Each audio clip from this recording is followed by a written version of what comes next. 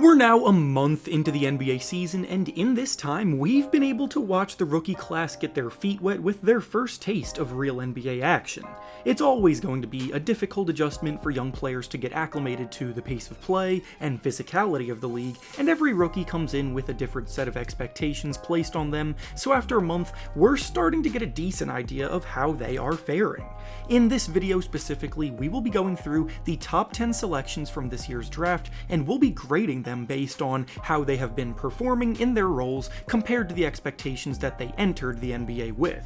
Before we start though, it turns out a good amount of you watching right now aren't even subscribed to the channel, so if you enjoy the content, consider hitting the subscribe button, as not only does it help out a ton, but it also very much appreciate it. Now with that being said, let's begin. We'll start things off with number 1 pick Victor Wembanyama of the San Antonio Spurs, and the grade for his first month is a solid A.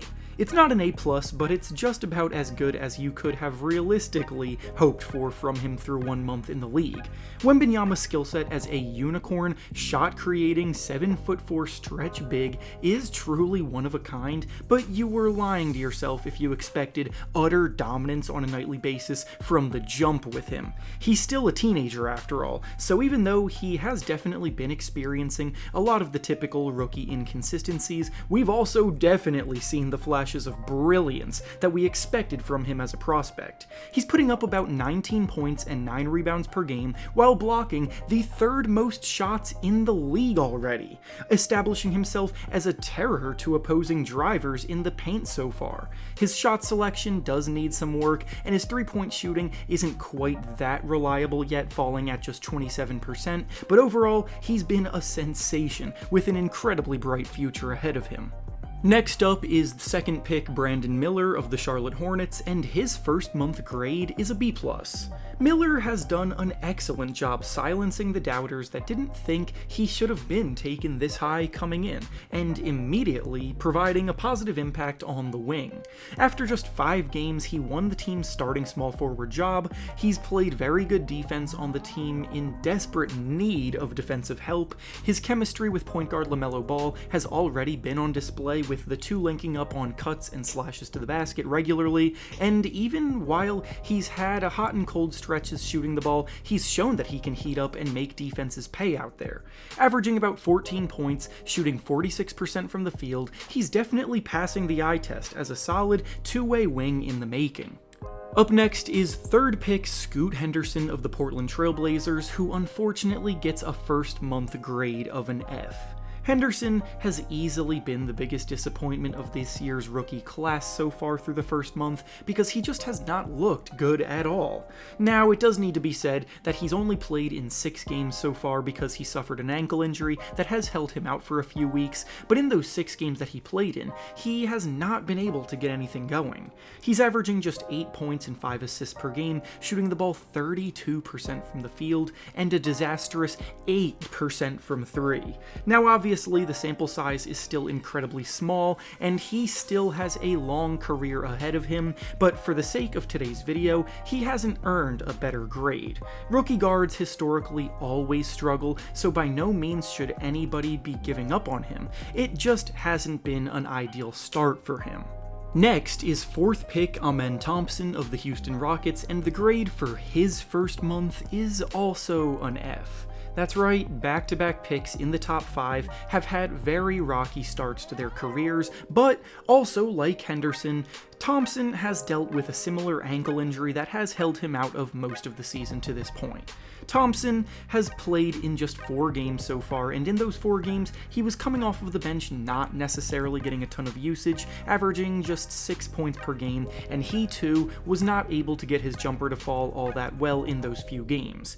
Again though, just like with Henderson, this slow start does not mean that it's time to give up on him, nor does it mean that he is a bust, because rookie guards, especially ones that suffer early injuries, historically always struggle, and we've seen countless examples of some of the best guards in the league today play poorly as rookies. Next is 5th pick Assar Thompson of the Detroit Pistons, and he gets an A- for his first month. Thompson entered the league as an explosive athlete known for making jaw-dropping plays at the rim, and while he has been doing that this season, the reason why he gets such a strong grade out of the gate is because he's already proving to be one of the best defensive players in the NBA.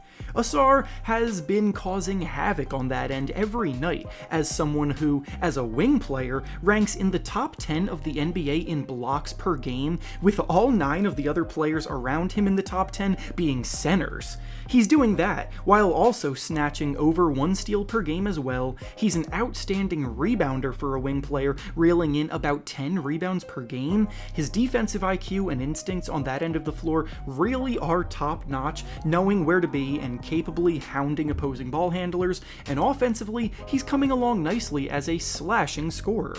Next up is 6th pick Anthony Black of the Orlando Magic, who gets a grade of a C. The Orlando Magic have been one of the league's biggest breakout teams this year, utilizing a very deep rotation, so it's been difficult for Black to consistently make an impact in the role that he is in. He's playing about 18 minutes per game, and in those minutes, he plays hard on both ends and has shown flashes of some good playmaking talent, but realistically, he hasn't been making much noise out there. His development will likely require some patience, especially with how many other guards there are on their roster, but his expectations were always lower than the guy selected in the top 5 as well, so it balances out. Up next is 7th pick Bilal Kabali of the Washington Wizards, and his first month grade is a B. Kabali came into the league as someone who most thought would be a bit of a developmental project, but he's actually made more immediate impact than a lot of his fellow rookies. He's a big wing with long arms and fluid athleticism, and with most prospects like him, they are raw and in need of patience, but Kabali slid right into his role as a defensive disruptor and secondary scoring threat, and has been excelling. He's scoring just 8 points per game, but he's capitalizing on the opportunities that he's been getting, shooting 51% from the field and 44% from 3, showing off a smooth and confident shooting stroke. Next up is 8th pick Jarris Walker of the Indiana Pacers, and his grade for the first month is a D. This one was tough to grade because the fact of the matter is that he's not going to be a consistent part of the Pacers' rotation this season, and is spending a lot of his time down in the G League to get playing time. He's only made 4 brief appearances in the NBA so far this year, and in those minutes, he has looked alright as a power forward prospect with the kind of skill set that gives you a bit of everything across the board, but until he's playing on a regular basis in the NBA, you can't really reward him with a grade much better. Up next is 9th pick Taylor Hendricks of the Utah Jazz, whose grade is actually not available for the first month. Hendricks has played 2 total minutes in the NBA this year, as he is also down in the G League in order to get consistent playing time, so you can't really grade him off of anything. And finally, we have 10th pick Cas Wallace of the Oklahoma City Thunder, and his grade is a B-. Wallace was drafted to a Thunder team looking to make the leap into the playoffs this year, so when he's on the court, he's not trying to do too much, letting the playmakers around him do their thing, but as was the case with him in college, he's earned his minutes by playing smart, hustling hard on both ends, and playing efficient basketball. He's a stout perimeter defender, and while he may not get that many shots up each game, he has been shooting a ridiculous 61% from the field and 54% from 3, which is bound to cool off a bit, but it's also a testament to the quality of shots that he takes within the flow of the offense.